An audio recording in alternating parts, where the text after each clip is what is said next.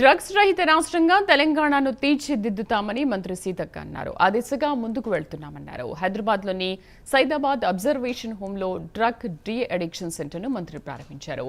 Machine పరివర్తన కార్యక్రమం ద్వారా డ్రగ్స్ పై అవగాహన కల్పిస్తున్నామన్నారు. మత్తు పదార్థాలకు బానిసైన పిల్లలకు కౌన్సిలింగ్ ఇస్తామని మంత్రి సీతక్క తెలిపారు.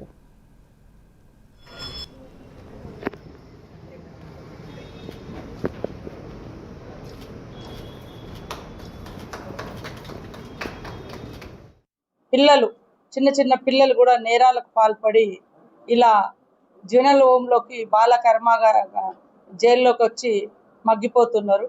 వాళ్ళ వెనుక ఈ నేరాల వెనుక చరిత్ర చూస్తే మరి డ్రగ్స్ అడిక్టెడ్ కానీ మత్తు పదార్థాలు కానీ ఇట్లాంటి వాళ్ళను ఈ రకమైనటువంటి నేరాల వైపు ప్రేరేపిస్తుంది. అది చాలా బాధాకరం.